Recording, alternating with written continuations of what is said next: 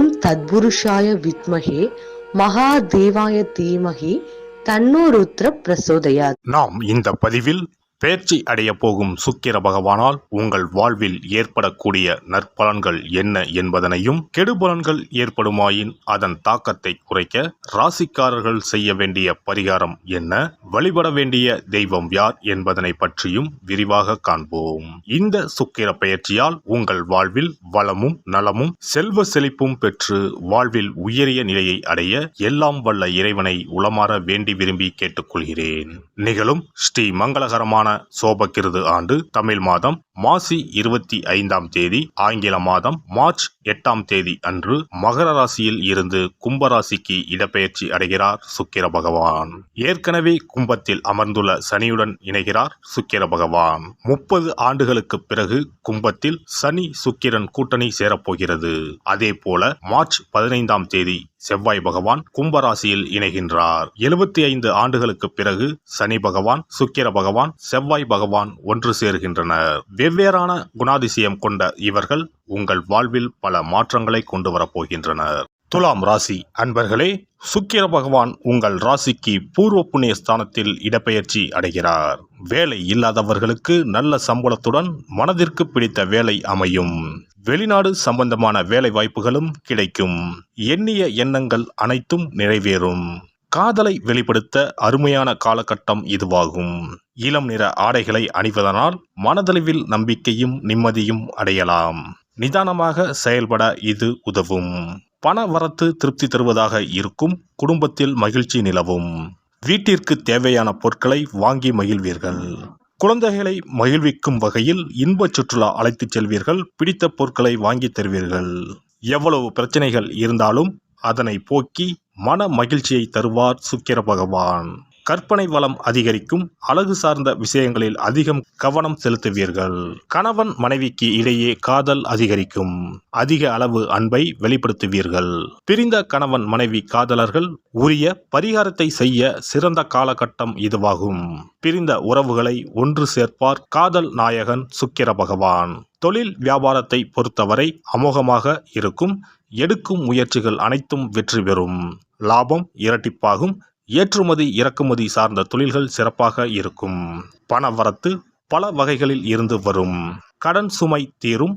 பழைய பாக்கிகள் வசூலாகும். உத்தியோகத்தில் உள்ளவர்கள் பதவி உயர்வு, ஊதிய உயர்வு எதிர்பார்க்கலாம். தடுக்கப்பட்ட வாய்ப்புகள் தானே வந்து சேரும். பெண்மணிகள் ஆடை ஆபரணங்களை வாங்கி குவிப்பீர்கள். ஆரோக்கியத்தை பொறுத்தவரை சிறப்பாக இருக்கும். பெற்றோர் உடல்நலம் சீராகும். மருத்துவ செலவுகள் குறையும். மாணவர்கள் படிப்பில் சிறந்து விளங்குவார்கள். போட்டிகளில் கலந்து கொண்டு அதில் வெற்றியும் பெறுவார்கள். நட்சத்திர பலன்கள். கடந்த காலத்தில் உங்களை விட்டு சென்றவர்கள் விரும்பி வந்து சேரும் நாள்.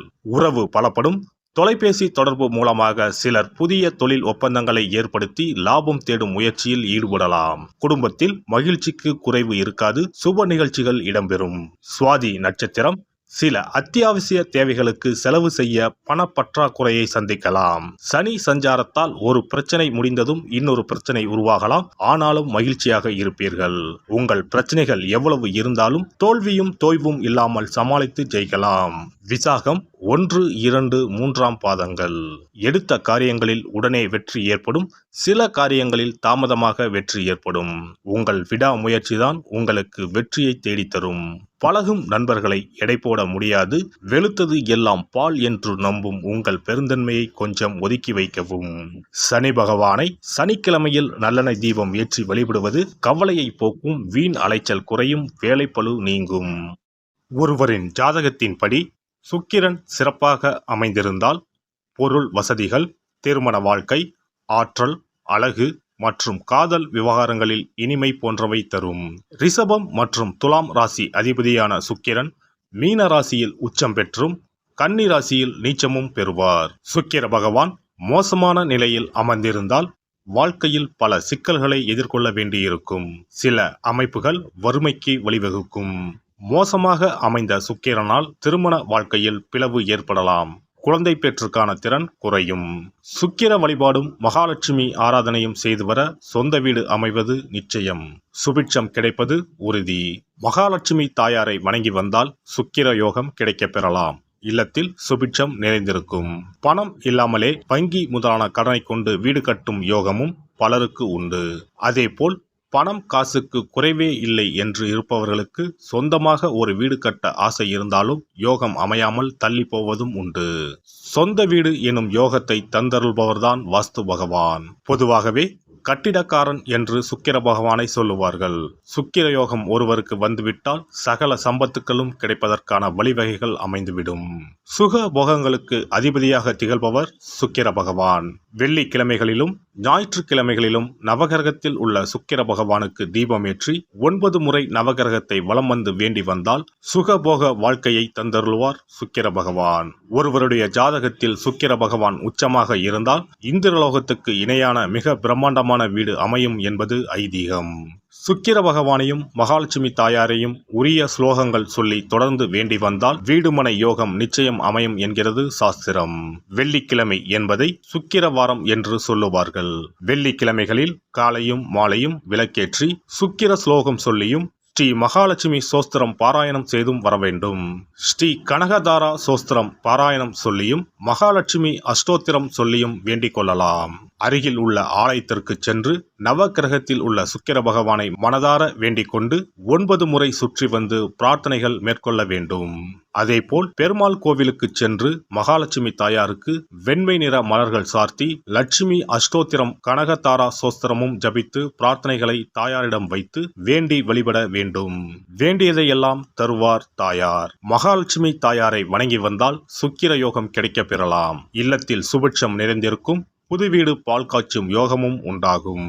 ஜாதகத்தில் சுக்கிரன் வலுவாக இல்லையெனில் வெள்ளிக்கிழமைகளில் சுக்கிர பகவானுக்கு மிகவும் விருப்பமான வெள்ளை அல்லது இளஞ்சிகப்பு ஆடைகளை அணிய வேண்டும். இதனால் சுக்கிரனின் தீங்கு புலன் குறையும். 33 கோடி தேவர்களின் அருளை பெற்றிட காமதேனு எனும் பசுவை வணங்குவது அவசியம். பசுவுக்கு விருப்பமான உணவு வழங்குவது சிறந்தது. வெள்ளிக்கிழமைகளில் வெள்ளை பசுவுக்கு உணவளிப்பதால் சுக்கிர பகவானின் அருட்கடாட்சத்தை பெறலாம். பசுவுக்கு உணவளித்து வருவதால் சுக்கிரனின் பலம் அதிகரிக்க தொடங்கும்.